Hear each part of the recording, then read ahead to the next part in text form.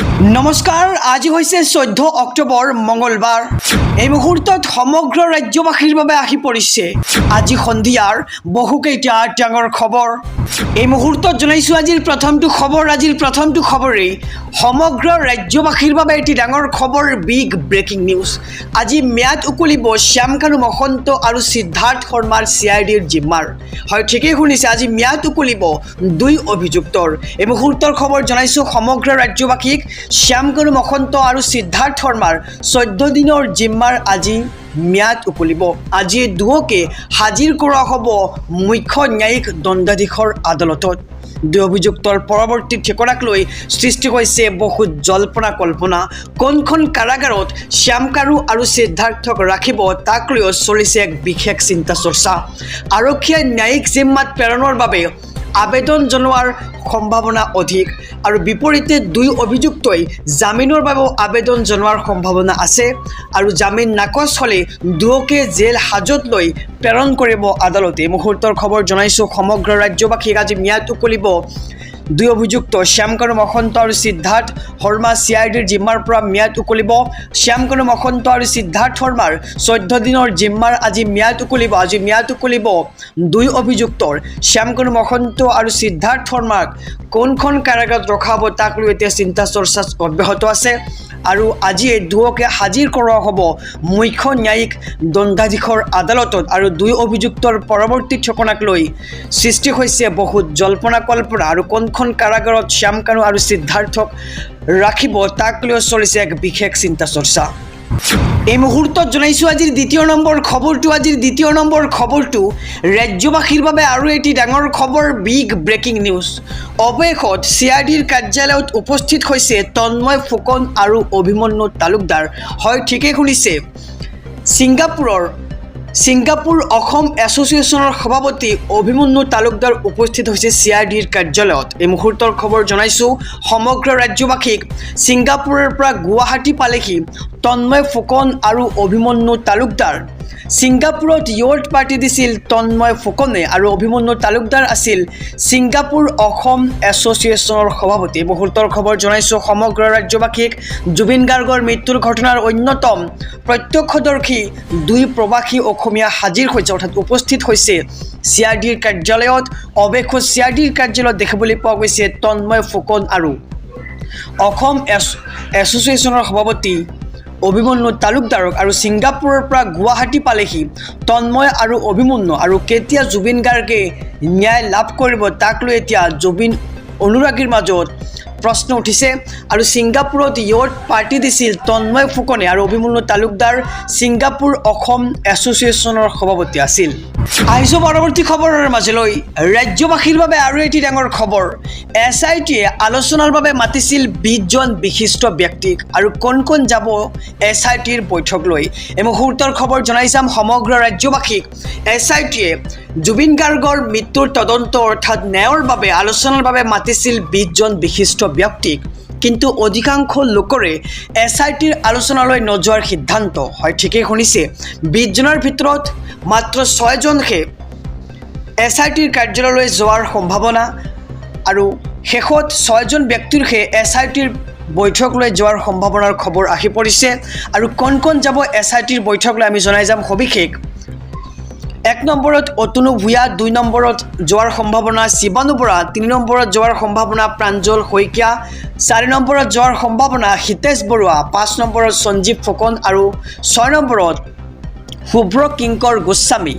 মাত্ৰ কেইজনমান ব্যক্তিহে বৈঠকত বহিব SITত আৰু SITয়ে আলোচনাৰ বাবে মাতিছিল 20 জন বিশিষ্ট ব্যক্তিক, কিন্তু অধিকাংশ লোকৰে SITৰ আলোচনালৈ নোযোৱাৰ সিদ্ধান্ত।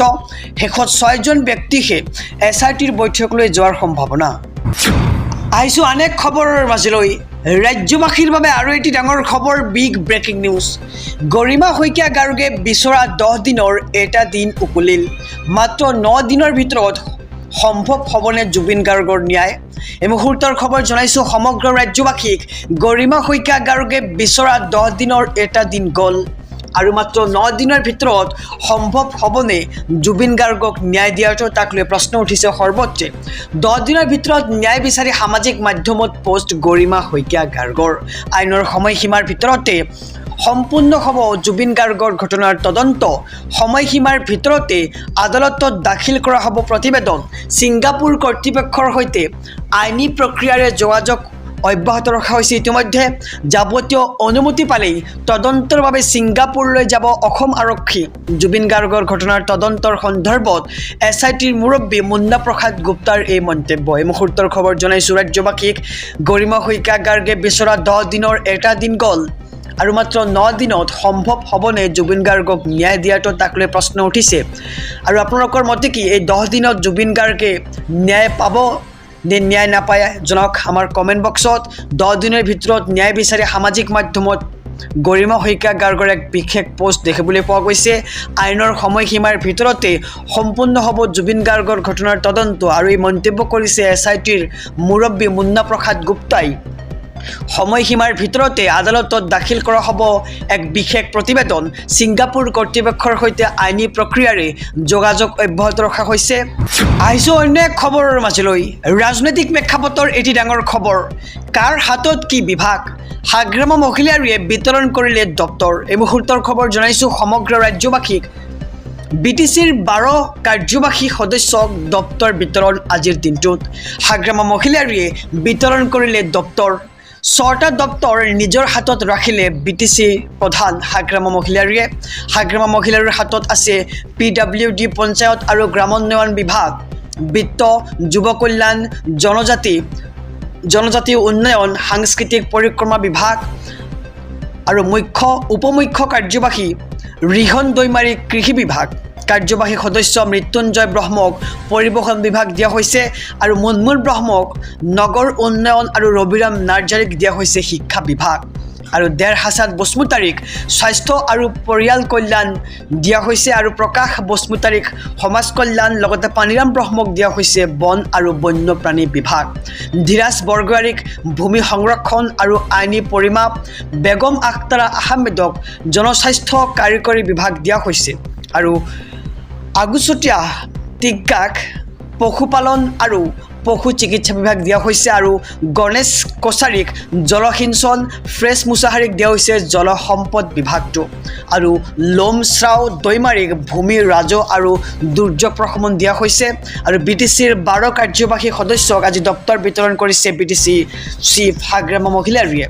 BTCৰ 12 কাৰ্যবাহী সদস্যক দপ্তৰ বিতৰণ কাৰ্যসূচী আৰু হাগ্ৰামা মহিলাৰীয়ে বিতৰণ কৰিলে দপ্তৰ। 6টা দপ্তৰ নিজৰ হাতত ৰাখিলে হাগ্ৰামা মহিলাৰীয়ে।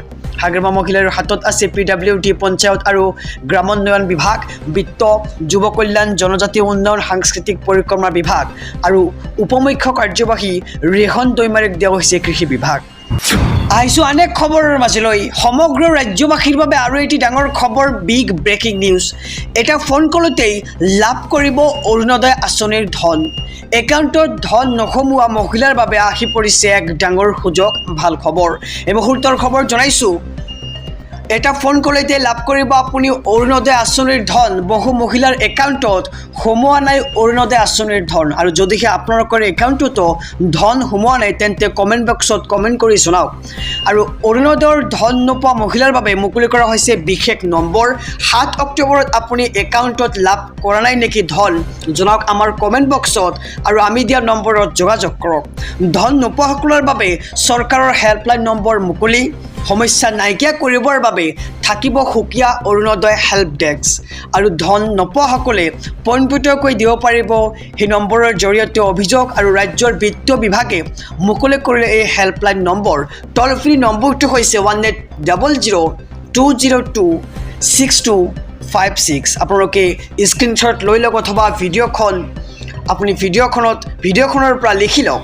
আমি জনাইছোঁ নম্বৰটো 1800-202-6256 আৰু এটা ফোন কলতে আপুনি লাভ কৰিব অৰুণোদয় আঁচনিৰ এই ধন।